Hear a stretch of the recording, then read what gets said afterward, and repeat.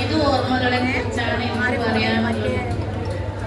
കുട്ടിക്കാലത്ത് നമുക്ക് ഈദിന് പുത്തൻ ഉടുപ്പുകൾ എല്ലാവരും അണിയും.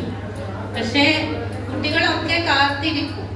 അതായത് ഉപ്പാനെയാണ് എല്ലാവരും കാത്തിരിക്കുക. പുതിയ ഡ്രസ്സൊക്കെ കൊണ്ടുവരും, പുതിയ പലതരം മിഠായികളും മധുര പലഹാരങ്ങളും ഒക്കെ കൊണ്ടുവരും.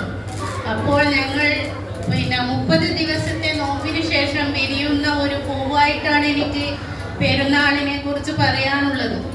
അത്ര മനോഹരമായ ഒരു ദിവസം നമുക്ക് പടച്ചവൻ തരുന്ന ഒരു സമ്മാനമാണ്. അതെ, അത് നമ്മൾക്ക് എപ്പോഴും മനസ്സിൽ സൂക്ഷിക്കാവുന്ന ഒരു ഓർമ്മയാണ്.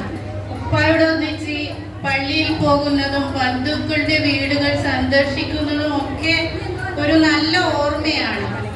ഇന്ന് എൻ്റെ ഉപ്പ മരിച്ചിട്ട് 21 വർഷങ്ങൾ കഴിഞ്ഞു. ഇന്നും ഞാൻ മറക്കാതിരിക്കുന്നു.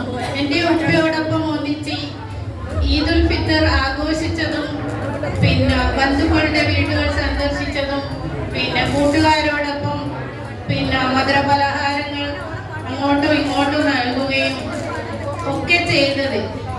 അപ്പോൾ ഇന്ന് വളരെയധികം വളരെയധികം ഒരു വിങ്ങുന്ന ഓർമ്മയാണ്. അതായത് പണ്ടത്തെ ഇത് കുട്ടികൾക്കെല്ലാം വളരെ പ്രിയപ്പെട്ടതാണ്. ഇന്ന് ഡ്രസ്സുകൾക്കൊന്നും പഞ്ഞമില്ല, എല്ലാവർക്കും ഇഷ്ടംപോലെ ഡ്രസ്സാണ്.